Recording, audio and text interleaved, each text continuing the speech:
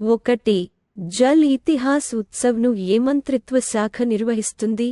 జల్ శక్తి మంత్రిత్వ శాఖ డిసెంబరు 1న ఢిల్లీలోని మెహ్రౌలీలోని జహాజ్ మహల్లోని షంసీ తలాబ్లో జల్ ఇతిహాస్ ఉత్సవ్ ని నిర్వహిస్తుంది.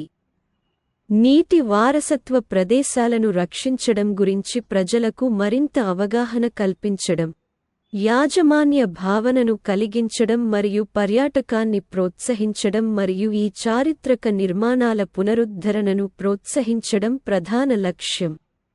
ఈ కార్యక్రమానికి ఢిల్లీ లెఫ్టినెంట్ గవర్నర్ వినయ్ కుమార్ సక్సేనా, కేంద్ర జలశక్తి మంత్రి గజేంద్ర సింగ్ షెకావత్ హాజరయ్యే అవకాశం ఉందని జలశక్తి మంత్రిత్వ శాఖ తెలిపింది. 2. పట్టణ మరియు గృహ వ్యవహారాల మంత్రిత్వ శాఖ ఇటీవల ఏ పోర్టల్ను ప్రారంభించింది? యాంప్లిఫై పోర్టల్ అంటే అసెస్మెంట్ మరియు monitoring platform for liveable, inclusive మరియు ఫ్యూచర్ రెడీ అర్బన్ ఇండియా, భారతీయ నగరాల గురించి సమాచారాన్ని పంచుకోవాలనుకుంటోంది.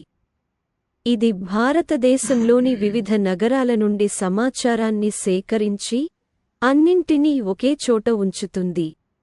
విద్యార్థులు, పరిశోధకులు మరియు నిర్ణయాలు తీసుకునేటప్పుడు డేటాను ఉపయోగించేందుకు నిర్ణయం తీసుకోవడంలో పాల్గొన్న వ్యక్తులకు ఇది సహాయపడుతుంది.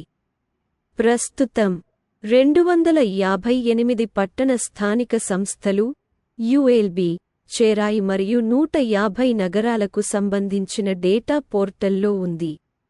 ఇది ఈ నగరాల గురించిన వివిధ వివరాలను చూపుతుంది.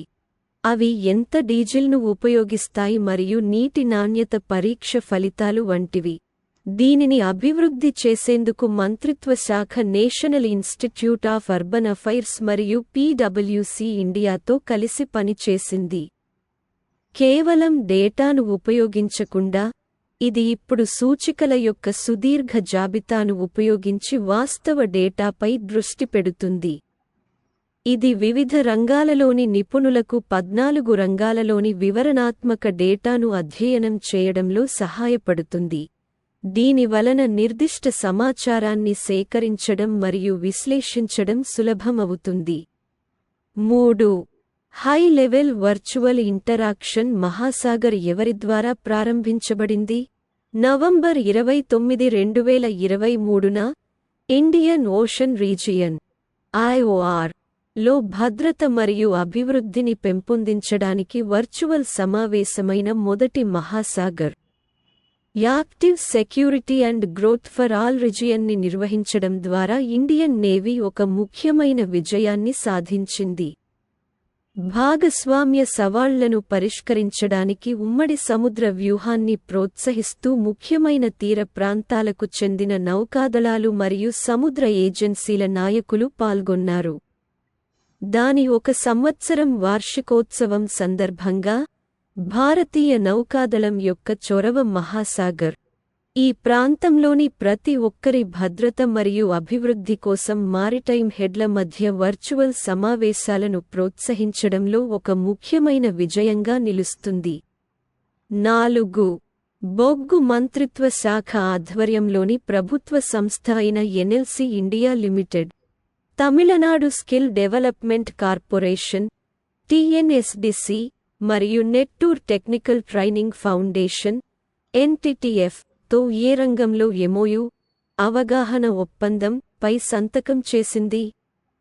బొగ్గు మంత్రిత్వ శాఖ ఆధ్వర్యంలోని ప్రభుత్వ సంస్థ అయిన ఎన్ఎల్సి ఇండియా లిమిటెడ్, చెన్నైలోని Tamil Nadu skill development corporation (TNSDC) మరియు నెట్టూర్ టెక్నికల్ ట్రైనింగ్ ఫౌండేషన్ (NTTF) తో MOU అవగాహన ఒప్పందం పై సంతకం చేసింది. ఈ సహకారం నేవేలిలో ఎన్ఎల్సి ఇండియా లిమిటెడ్ ప్రాజెక్టుల ద్వారా ప్రభావితమైన కుటుంబాల నుండి 540 మంది యువకులకు ఉద్యోగ ఆధారిత నైపుణ్యాభివృద్ధి శిక్షణను అందించడం లక్ష్యంగా పెట్టుకుంది. ఈ ఉచిత రెసిడెన్షియల్ శిక్షణ కార్యక్రమంలో ఒక్కో అభ్యర్థికి 1.12 లక్ష రూపాయలు పెట్టుబడి పెట్టాలని కంపెనీ యోచిస్తోంది. ఇది సాంకేతిక నైపుణ్యాలను సంపాదించడానికి మరియు ప్రముఖ కంపెనీలలో ఉద్యోగ అవకాశాలను పొందడంలో వారికి సహాయపడుతుంది. 5. లీజన్ డోనర్ అనే అత్యున్నత ఫ్రెంచ్ అవార్డును అందుకున్న విఆర్ లలితాంబిక ఏ ఇన్స్టిట్యూట్కు నాయకత్వం వహించారు? ఇస్రోలో హ్యూమన్ స్పేస్ ఫ్లైట్ ప్రోగ్రాంకు నాయకత్వం వహించిన విఆర్ లలితాంబిక మంగళవారం లెజియన్ డి హానర్ అనే ఫ్రెంచ్ అవార్డును అందుకున్నారు. ఫ్రాన్స్ మరియు భారతదేశం మధ్య అంతరిక్ష సహకారాన్ని బలోపేతం చేయడంలో ఆమె చేసిన ముఖ్యమైన పని కారణంగా ఆమెకు ఈ గౌరవం లభించింది. ఫ్రాన్స్ ప్రభుత్వం తరపున భారత్లోని ఫ్రాన్స్ రాయబారి థియరీ మాధవ్ ఆమెకు ఈ అవార్డును అందజేశారు. ఈ అవార్డును 1802లో నెపోలియన్ బోనపార్టే స్థాపించారు మరియు ఇది ఫ్రెంచ్ రిపబ్లిక్ పౌరులకు ఇచ్చే అతి ముఖ్యమైన అవార్డు. ప్రజలు ఎక్కడి నుండి వచ్చినా ఫ్రాన్స్కు అత్యుత్తమ సేవ కోసం దీనిని అందుకుంటారు.